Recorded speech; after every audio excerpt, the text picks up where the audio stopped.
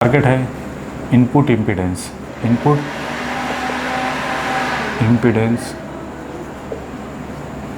Of mutual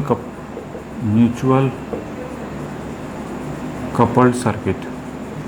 ठीक है, हमारा टारगेट है कि म्यूचुअल इम्पीडेंस डिटरमाइन करना है म्यूचुअल कपल्ड सर्किट करस्पॉन्डिंग।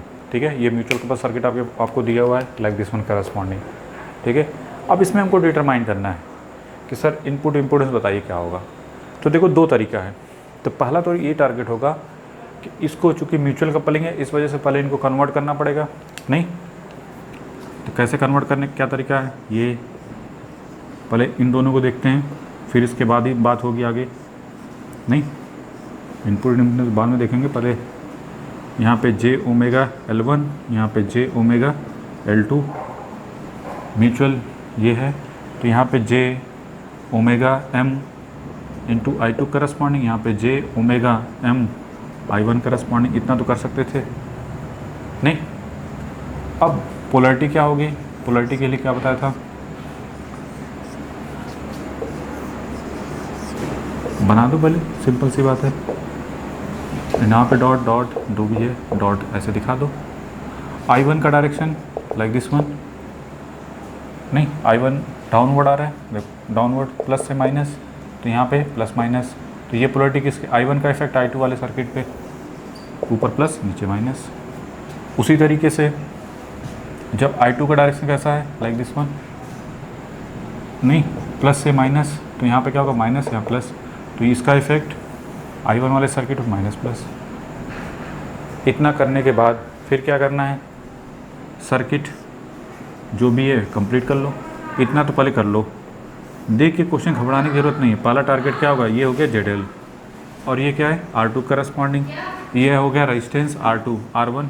ठीक है, ये R1 रेजिस्टेंस है, ये सप्लाई वोल्टेज आपका V, ये V भी हो सकता है और V1 भी हो सकता है, कुछ भी है, जो भी है आपने इसे बना दिया। ठीक है, कभी कभी जब देता है निकालने के लिए तो ये वोल्टेज नहीं लिखता, बस सिंपली ऐसे बना देगा कि बोलेगा सप्लाई जो है इनपुट इम्पीडेंस डिटरमाइन करिए। ठीक है, खैर हमने इसको बना दिया प्लस माइनस। ठीक है, कोई दिक्कत नहीं। अब हमारा नेक्स्ट टारगेट क्या होगा, अब नेक्स्ट टारगेट ये होगा, देखो इनपुट इम्पीडेंस का मतलब क्या होगा, I1 नहीं, इसमें कौन से करंट है I2। ठीक है, यही है। पहले ये देख लो ये सही लिखा कि नहीं, j ओमेगा m इंटू ये वाली करंट और यहाँ पे j m ओमेगा I1। ठीक है, अच्छा नेक्स्ट टारगेट कैसे प्रोसीड करते हैं, इसमें हम दोनों चीज़ इनपुट इम्पीडेंस डिस्कस करेंगे और एक टर्म्स आता है रिफ्लेक्टेड इम्पीडेंस, वो भी क्या होता है वो भी डिस्कस करेंगे। ठीक है, अब देखो यहाँ पे इनपुट इम्पीडेंस का मतलब क्या है कि V input this equal to V by I, simply नहीं V by I corresponding V by I1। यहाँ पे क्या हो जाएगा, I1 है तो I1 हो जाएगा, जो भी V1 है बाई I1 तो यार जो भी है उसके करस्पॉन्डिंग इतना तो हो जाएगा। ठीक है, अब नेक्स्ट टारगेट क्या होगा, इसमें घूम जाओ, जब दूसरे वाले में घूमेंगे तो माइनस पहले j omega m I1 plus j omega L2 into I2 और यहाँ पे R2 भी ले लो और ये हो जाएगा I2 प्लस ZL, इसको भी ले लेते साथ में क्योंकि ये भी 6 साथ का है, नहीं plus ZL into I2 this भी इक्वल टू 0। तो यहाँ से एक रिलेशन मिल जाएगा I1 I2 में। I2 की वैल्यू डायरेक्ट लिख सकते हो क्या, j omega m I1 divide by R2 plus j omega ZL। ठीक है, यहाँ तो कोई डाउट नहीं होना चाहिए कैसे तो कैसे। अब देखो हमको I2 मिल गया, अब इस लूप में घूम जाओ, माइनस V प्लस यहाँ पे देखो R1 प्लस ऐसे लिख सकते हैं क्या, R1 plus j omega L1 into I1, नहीं minus j omega m into I2 equal this भी इक्वल टू 0। ठीक है, तो यहाँ से V दिस भी इक्वल टू आप लिख सकते हैं R plus j omega L1 into I1 minus j omega m I2 की वैल्यू पुट कर दो, तो यहाँ पे क्या मिलेगा, j omega M into I1 whole divided by R2 plus J omega L2 plus ZL, ठीक है, ZL के करस्पॉन्डिंग। तो ये फाइनली आपको मिला क्या, R1 प्लस जे ओमेगा L1 इंटू I1, ठीक है, माइनस ये माइनस माइनस प्लस हो जाएगा, J square minus 1 that's plus, तो ये हो जाएगा ओमेगा स्क्वायर एम का स्क्वायर, ठीक है, इंटू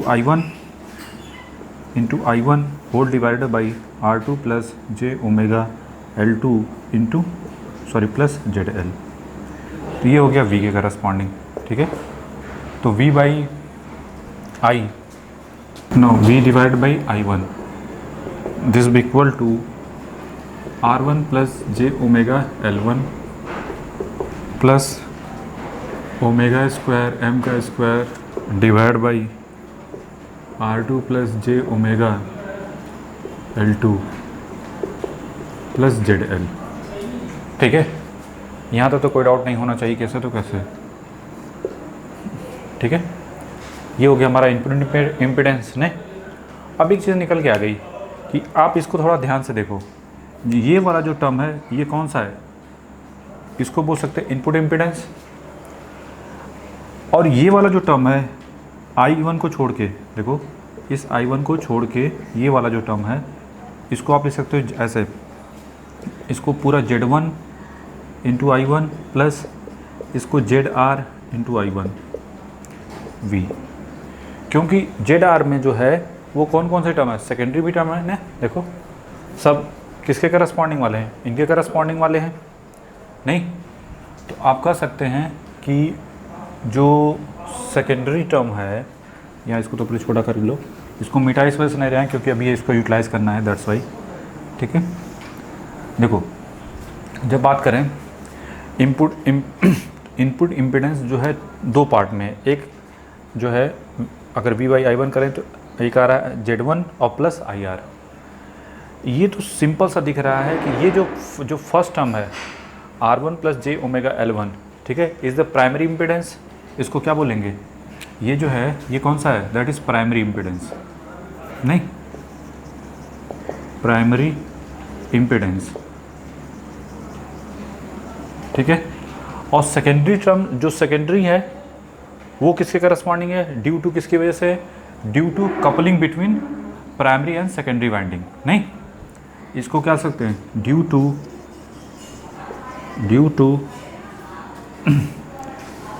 अब कह सकते हैं कि सेकेंडरी टर्म जो है ड्यू टू किसकी वजह से है, ड्यू टू द कपलिंग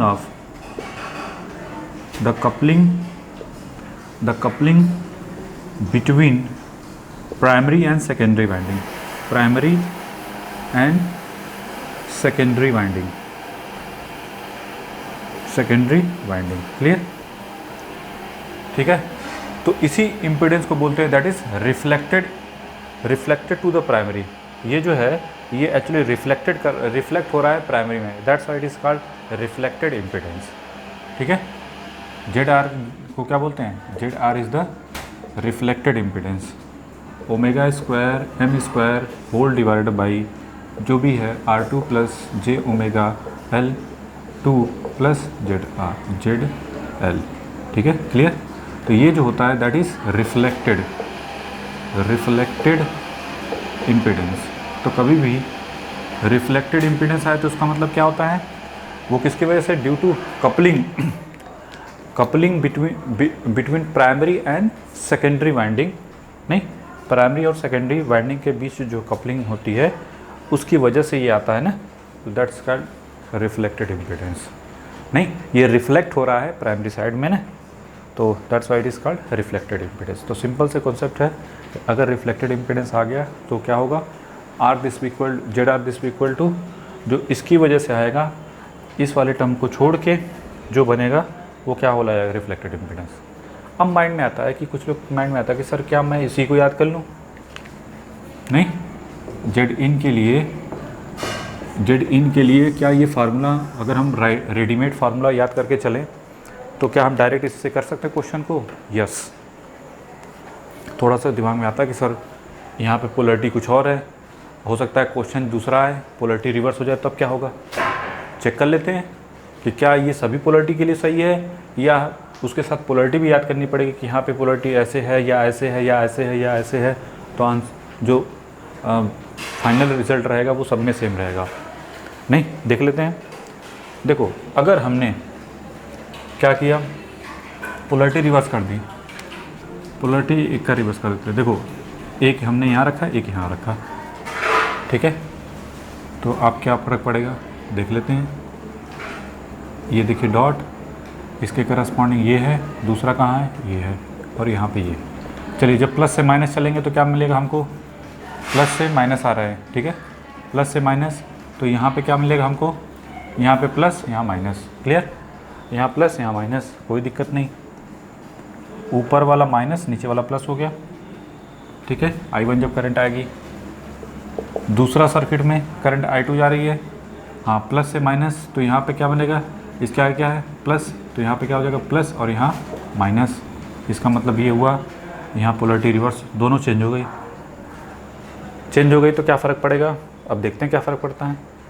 देखिए जब इसमें KVL लगाएंगे तो यहाँ पे क्या आ जाएगा पॉजिटिव, और ये वैल्यू क्या आएगी नेगेटिव, और जब इसमें KVL लगाएंगे तो ये देखो ये तो सही है, ये तो सही है, ये प्लस हो जाएगा, और जब ये प्लस होगा और I2 की वैल्यू निगेटिव वाली पुट करेंगे तो फिर से वही चीज़ आ गई, सेम रिज़ल्ट आ रहा है। इसका मतलब ये फार्मूला हर डॉट पोलैरिटी के लिए प्रूफ है, मतलब चाहे डॉट पोलैरिटी इस टाइप की हो, चाहे इस टाइप की हो, चाहे इस टाइप की हो, तो सबके लिए क्या हो जाएगा ट्रू हो जाएगा। नहीं, तो इसका मतलब हम लोग डायरेक्ट इसको याद करके कर सकते हैं, ठीक है। चलिए इस पर बेस्ड ऑन प्रॉब्लम करते हैं, डायरेक्ट इसी फार्मूले पर बेस्ड ऑन इस फार्मूले को अप्लाई करके देखते हैं होता है कि नहीं होता है, ठीक है। और दूसरा तरीका ये है इसको सॉल्व करने का कि यहाँ पे थेवेनिन इक्विवेलेंट मान सकते हो, नहीं, यहाँ पे थेवेनिन इक्विवेलेंट की हेल्प से भी कर सकते हैं इसी प्रॉब्लम को। जैसे इस पर बेस्ड ऑन प्रॉब्लम आ जाए तो इसको थेवेनिन इक्विवेलेंट की हेल्प से भी किया जा सकता है। क्या करोगे, यहाँ पे 1 वोल्ट का वोल्टेज सोर्स ले लो, प्लस माइनस करवा देंगे क्वेश्चन, टेंशन मत लेना। ये वोल्टेज V बाई I1 कर दो, V बाई I1। अब देखो अगर 1 वोल्ट का वोल्टेज सोर्स ले लेंगे तो जेड थेवेनिन किसके करस्पॉन्डिंग हो जाएगा 1 बाई I1, नहीं V डिवाइड बाई क्या हो जाएगा I1 करस्पॉन्डिंग, तो ये 1 बाई I1 डिटरमाइन करना है, और यही क्या होगा जेड इनपुट इम्पीडेंस किसके करस्पॉन्डिंग है जेड थेवेनिन, और यही हो जाएगा 1 बाई I1 करस्पॉन्डिंग। मतलब हमारा मेन टारगेट क्या होगा कि अगर हम किसी तरीके से I1 निकाल लें तो बात बन जाएगी। तो इसको थेवेनिन इक्विवेलेंट से भी कर सकते हैं।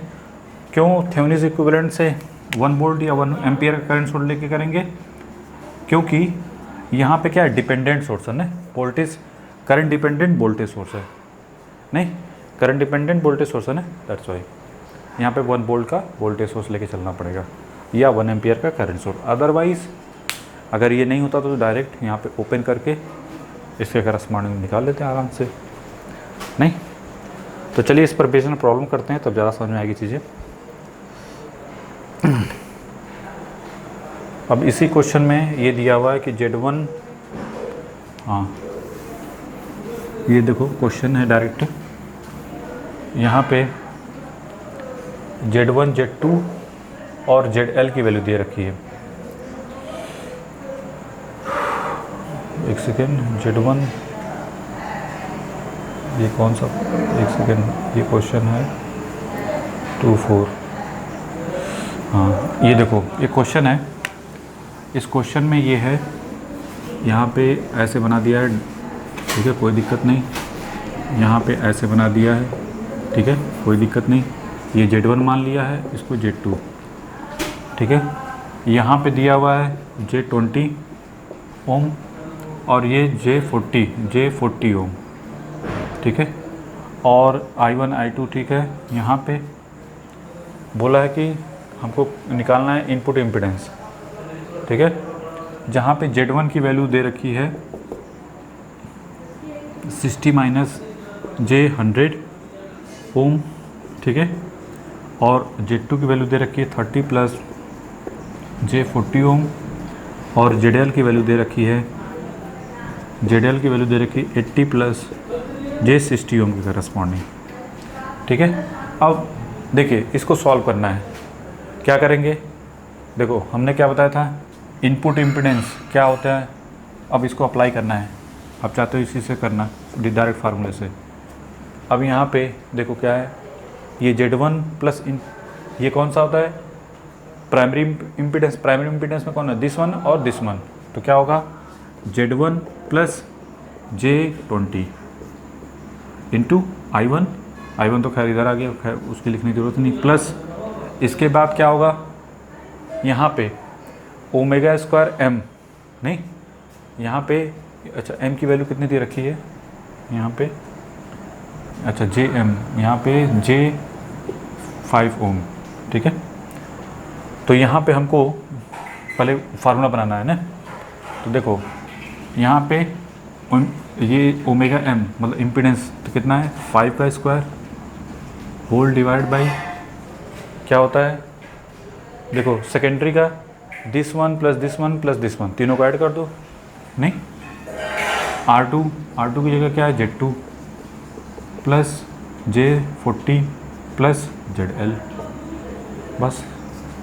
नहीं, अब बस यहाँ पे जो भी वैल्यू है वो पुट कर दो, तो ये जगह 60 माइनस 100 प्लस J20 प्लस ये 25 डिवाइड बाई Z ये होगा J40 plus J40 plus 80 plus J60 corresponding. ठीक है, अब इनको सॉल्व करो, तो ये हो जाएगा 60 और ये हो जाएगा माइनस 80। ठीक है, प्लस ये 25 डिवाइड बाई ये 30 और 80 कितना हो जाएगा 110 प्लस J ये कितना होगा 100 और 140 करस्पॉन्डिंग। ठीक है, 120 प्लस। ठीक है, यहाँ तक तो कोई डाउट नहीं। जब इनको सॉल्व करेंगे तो ये जो वैल्यू आएगी जो सॉल्व करके आ रही है वो 114 at the angle that is -53.1 ओम। तो ये हो गया Z इनपुट। ठीक है, आप इसको सॉल्व कर सकते हैं। बस हमको ये देखना है कि हाउ टू अप्लाई, कैसे अप्लाई करना है। ठीक है, इसके बाद क्वेश्चन बहुत सीधा हो जाए, बहुत सिंपल हो जाता है। ठीक है, यहाँ तक तो किसी को डाउट नहीं होना चाहिए कि ऐसे तो कैसे है। ठीक है, इसी तरीके से एक क्वेश्चन और हम देख लेते हैं। नहीं, इसी तरीके से एक क्वेश्चन और है, इसी पर बेस्ड बना लो जल्दी से। इसको सिंपल है, बस हमेशा जो है प्रोसीजर है वो पकड़ के रखो।